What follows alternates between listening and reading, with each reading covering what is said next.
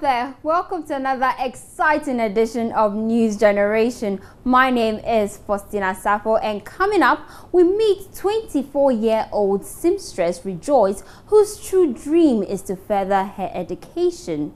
Also, we'll take you to the Upper West region where female riders take over motorbikes. Plus, joke gone bad. We'll tell you all you need to know about the British High Commissioner to Ghana's tweet that got Ghanaians talking. You don't want to miss any of this. You're watching News Generation. Please stay. News Generation, supported by Cowbell with Vitarich, our milk.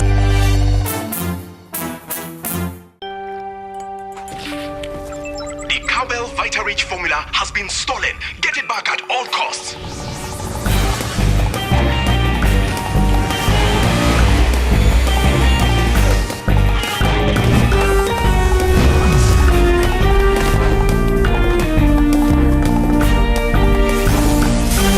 Great tasting Cowbell with Vitarich has the 28 vitamins and minerals you need to be at the top of your game.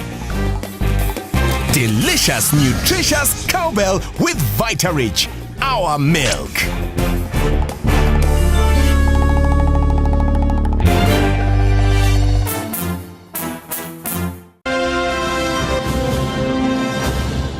You can find us on Facebook at News Generation GH and on Twitter at NewsGenGH. Now let's move to her first story. Her sewing machine has dressed many children and adults alike in the remote Kani village in the Upper West region. The journey started in the year 2015, but it was only a few months ago that 24-year-old Rejoice was able to become formally established as a dressmaker. With one sewing machine, she's serving the clothing needs of hundreds of people in the community, especially during the festive period. But Rejoice's true dream is to further her education. Komla Adum reports. In a community far off the district capital of Lambusi with low economic activity, 24-year-old Rejoice is rewriting the narrative in a unique way. She's chosen to deviate from farming, which is commonplace in these parts, to pursue a passion, now turned a job. In 2015, the hearty Rejoice completed St. Monica Vocational School in the Upper West region and decided to practice dressmaking.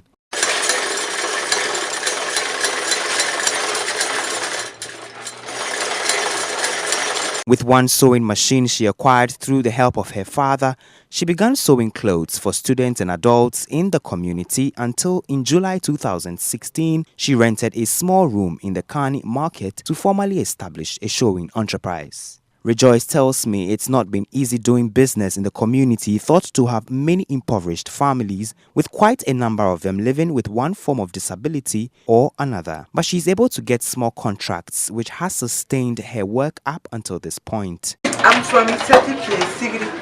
Okay.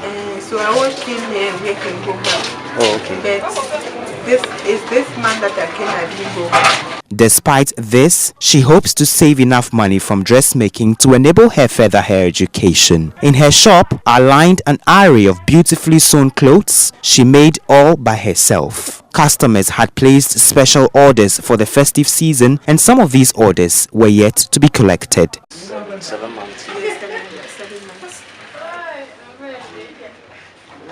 I was asking if you are married. Huh? I was asking if you are married. No, I didn't marry.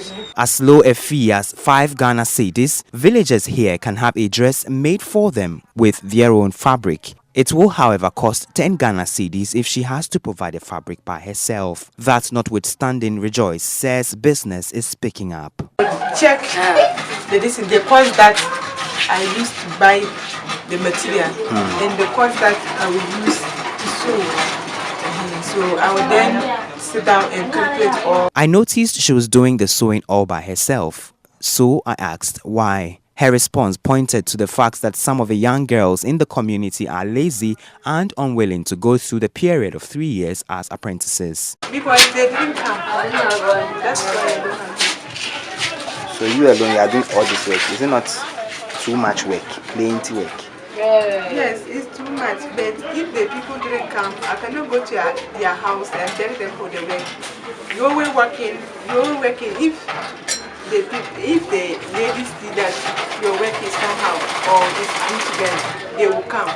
But you cannot go to their house and tell them for the work. With very limited resources and working tools, young Rejoice is putting her talent to use just so she could make some money for herself.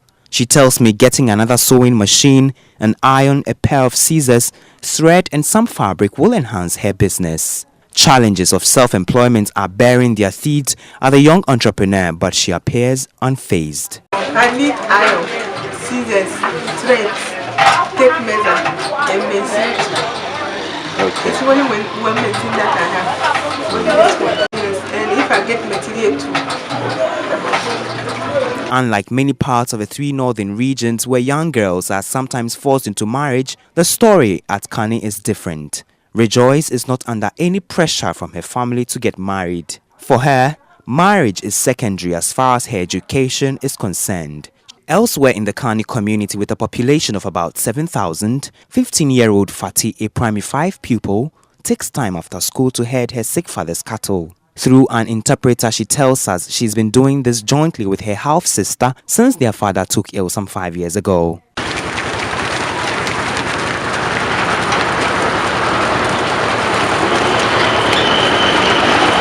Fati leaves the herd of cattle to the community dam for a drink daily. She does this after school and on holidays. As an elderly sister, Fati assists in babysitting her younger sibling. She does this concurrently with herding the cattle.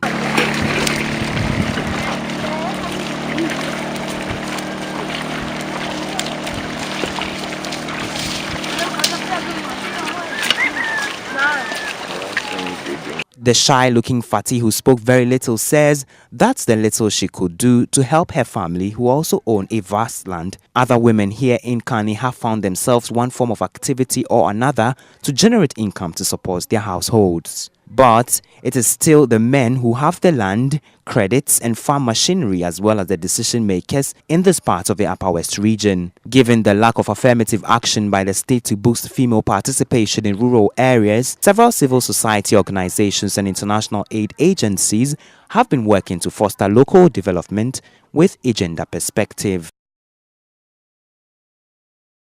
It's often said that the man is the head of the home in our local Ghanaian setting, but women in the Upper West region are beating off competition from their male counterparts in nearly all spheres of social life, including riding motorbikes, sometimes with their kids wrapped behind their backs. Let's take a look. Out of every 10 motorbikes that whizzes past you on the streets of the Upper West regional capital, at least 2 of them are being ridden by women. The use of motorbikes here used to be very popular years before 2008 when the yellow shoe-like Mahama Kambus were introduced. However, motorbikes still continue to play a key role in moving people and goods from one point to another. But the phenomenon of female riders has caught up over the years, with both young and old engaged in riding the motorbikes within the central business district of Wa. With their hijab and body coverings on, these women defy the onslaught of the harsh weather conditions and careless drivers on the road to transport themselves and their families through the community.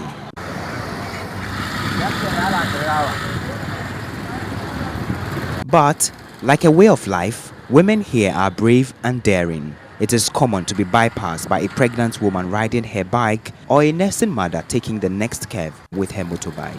It is even more interesting when these women sometimes carry their 2-3 children on the same bike from one point to another. The situation on the streets of Accra, however, is in stark contrast to what pertains in the Upper West regional capital. While it took Abida 3 years to learn how to ride her motorbike, some of her counterparts picked up the skill quite early. The 24-year-old, who is waiting for the traffic light to turn green before she moves, tells me briefly how her husband taught her how to ride the motorbike, and it took 3 years for her to master the craft. So how long have you been riding? 3 years. 3 years. Wow. How difficult is it for you? It's very difficult. Very difficult. Unlike Abida, Hajia has a helmet on and with a baby strapped behind her back en route the market. She tells me she started riding the motorbike in 2007. That's what we used Okay. as a means of transport. And you say you started riding since... 2007. I'm not afraid. Hey. That's my means of transport. It's the same time when we are driving a car. Hajia is just one of the few women who rides her motor with a helmet. There have been reports of motor crashes here, with the police advocating for the strict use of helmets. But with caution thrown to the wind, the women here go about their daily activities and move from one point to the other without protective helmets. They are the men in black, known by all for their role in maintaining law and order in the country. One fact you may not be aware of is that some lose their lives while working to ensure that the country is a safe place for all. I'm talking about the Ghana Police Service. The service organized the second edition of the Police Memorial Day in honor of 15 officials who passed on while serving the nation. Joy News' Joseph Akable has more in this report. That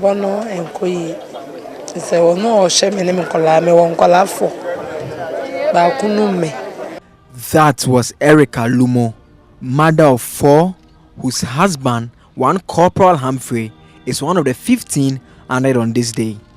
With sad look, she uttered the words that translate as, quote, "Life is not well. He's the one who used to provide for myself and the children. We have 4 children," unquote. The occasion was to celebrate 15 policemen with a special mention of one Superintendent Salifo Dagati, who took bullets aimed at Ghana's first president, Dr. Kwame Nkrumah, leading to his death. Addressing the gathering, President Mahama reaffirmed government's commitment to provide the needs of the service. Protective gear, vehicles, increased recruitment numbers, enhanced remuneration, capacity building, and minimizing of risk to our police officers has been the focus of our plans in establishing a world-class police service. As part of the recruitment of more young Ghanaians into the security agencies, the police service has been given its fair share, and recruits have reported in the various police training schools throughout the country to begin their training. This demonstrates a commitment to resourcing the police and other security agencies with the needed manpower to be better positioned to deliver on their core mandate. Inspector General of Police John Kudalo, who described the fallen men as gallant, encouraged their families to remain strong. The names carved on this monument never wanted this spotlight that always put the welfare of humankind, especially citizens of our beloved country, above themselves. They felt a sense of duty, and they decided to dedicate their lives in the cause of that duty. Our heartfelt condolences pour out to the families of these valiant and gallant men who have fallen today as heroes. I know it has not been that easy, but just take heart and be rest assured that the good Lord is in control. But what does the service provide for the families? Superintendent Cephas Arthur is the Public Affairs Director of the service. You first have the various compensation packages that we have in our statutes.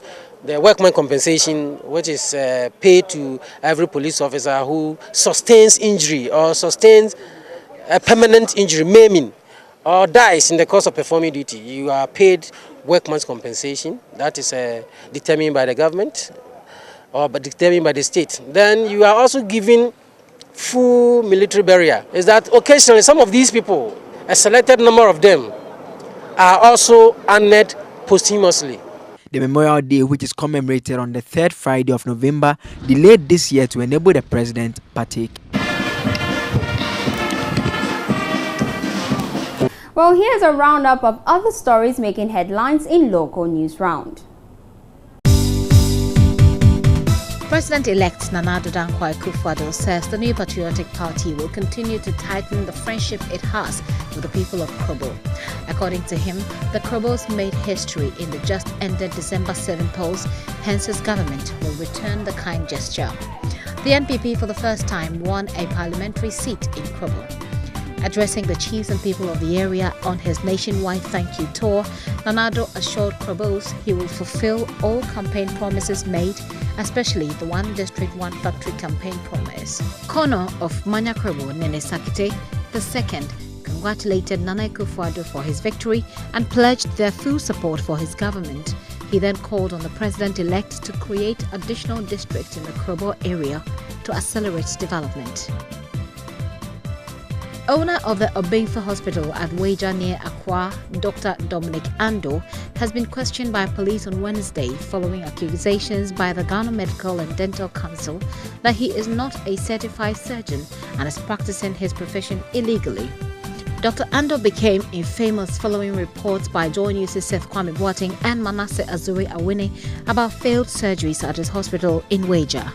Since then, it's been multiple cases of legal action as well as multiple cases filed at the Medical and Dental Council. Africans from the diaspora have been granted Ghanaian citizenship in Accra at a ceremony attended by President John Mahama. The ceremony held at the Du Bois Center was an emotional period for the privileged 34, some of whom hailed from the United States and the United Kingdom. President John Mahama urged the new Ghanaian citizens to apply for Ghanaian passports as they are now entitled to them. Interior Minister Prosper Bani commended the new citizens for choosing to return to the motherland and make Ghana their preferred destination. He, however, warned their citizenship could be revoked on some grounds.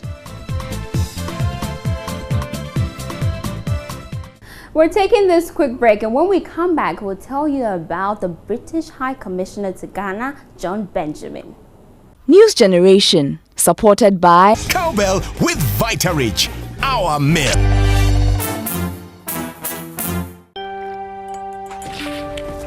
The Cowbell Vitarich formula has been stolen. Get it back at all costs.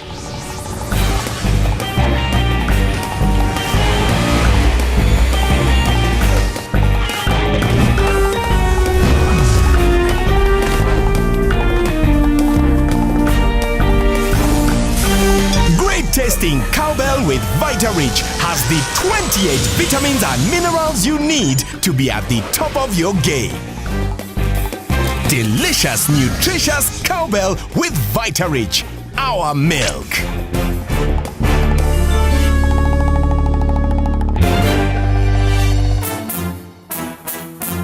Well, goodbye 2016 and hello 2017. A new year is welcomed with a lot of expectations. While some choose to work on their failures, others see it as an opportunity to start life all over again. To accomplish these new goals, they pen down their new desires, and this is termed New Year resolution. Have you penned down any resolutions yet? You have been sharing your views with us on WhatsApp.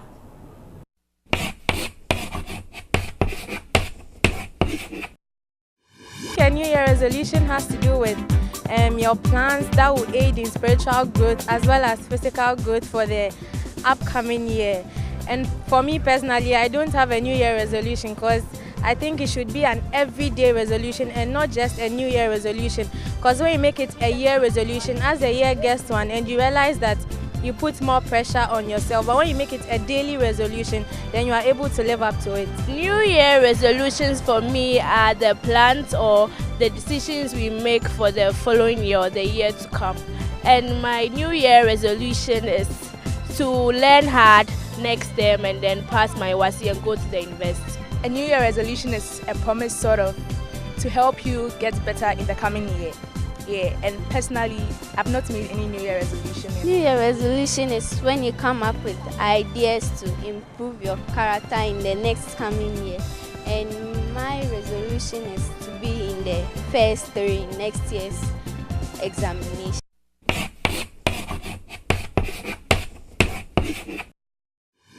Thin air, dry lips and cracked soles. With these signs, you know the Harmattan is here again. Now, due to the harsh Harmattan weather, several domestic airlines and travelers are stranded at the Kotoka International Airport following the cancellation of their flight. Jennifer has more in this report. So I'm here at the Kotoka International Airport, and that's the situation right now. Harmattan has set in very heavily, and it's already started affecting planes. But as it stands right now, already one passenger was not able to fly out of the country or to other parts of the country because her flight was delayed due to poor visibility. I'll speak to a couple of other passengers and see whether it's the same situation across board. But when is your mom supposed to travel? This morning. By 10 o'clock, she have to leave back because of the weather. She was not able. So did they say when she will go? No, but she will come out to us. So we don't know when she will be leaving on. Maybe tomorrow or the next day. I don't know. I can't tell. We flew in 2 days ago, and then today we're supposed to fly out to Kumasi. You flew in from where? From the U.S., Washington, D.C. And you're flying to Kumasi? Kumasi. So what time were you supposed to have left? The flight, 3 o'clock flight. Yeah, and the information we were given was visibility. So visibility was poor, and right now we're here. We're actually thinking about taking the bus. I'm supposed to travel to Mali, but due to the weather condition, the airport authority just informed us that our flight had been cancelled. So I'm here waiting for the hotel shuttle to pick me back to the hotel. Has the airport told you maybe when the next flight will be available? Okay, they told us that we should go and come tomorrow for tomorrow's flight, but they couldn't give us the exact weather. It will all depend on the weather. So if tomorrow too we come and the weather is still not good, maybe we might not go. But if it is good, then we will be traveling. Joke gone bad. British High Commissioner to Ghana has come under heavy criticism by some Ghanaians who felt his comments on social media platform Twitter was a direct insult to President John Dramani Mahama. Wondering the content of his tweets? Let's find out together.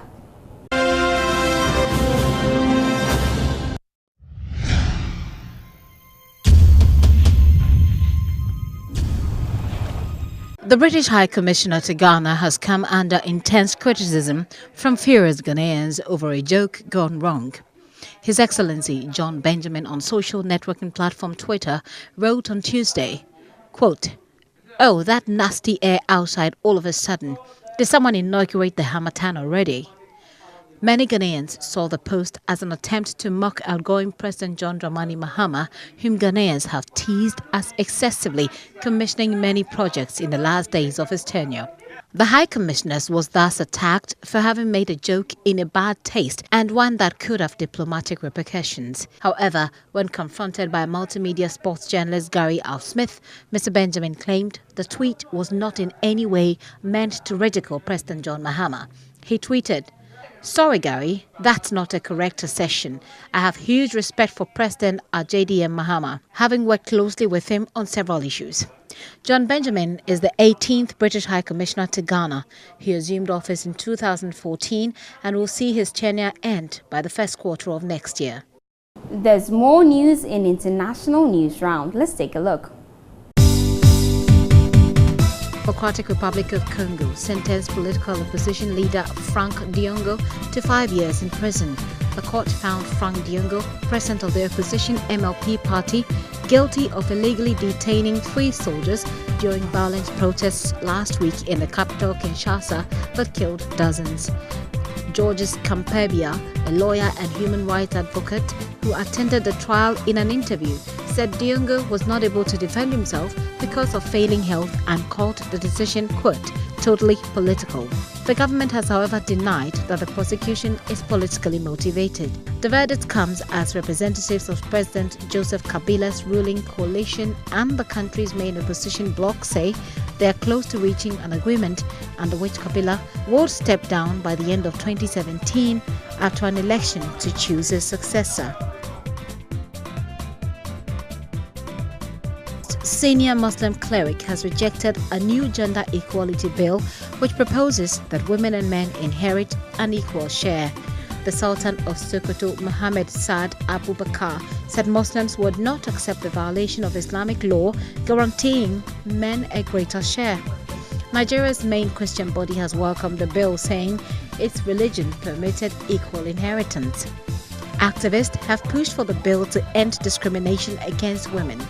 Speaking at a Quranic recitation ceremony in northern Zamfara state, the Sultan said, quote, "Our religion is our total way of life. Therefore, we will not accept any move to change what Allah permitted us to do." Trump has dismissed the U.S. threat to increase sanctions against Russia, saying, quote, "We ought to get on with our lives." The White House said it will retaliate for the alleged hacking by Russia of the Democratic Party during the recent presidential election campaign. On Wednesday, senior U.S. senators called for increased sanctions. Russia has denied any involvement in the hacking and said any new measures will disrupt relations. Mr. Trump, who has been criticized for being too cozy with Russia, told reporters outside his Florida resort the issue of revenge was a distraction and there was no definite proof to who was behind the hacks.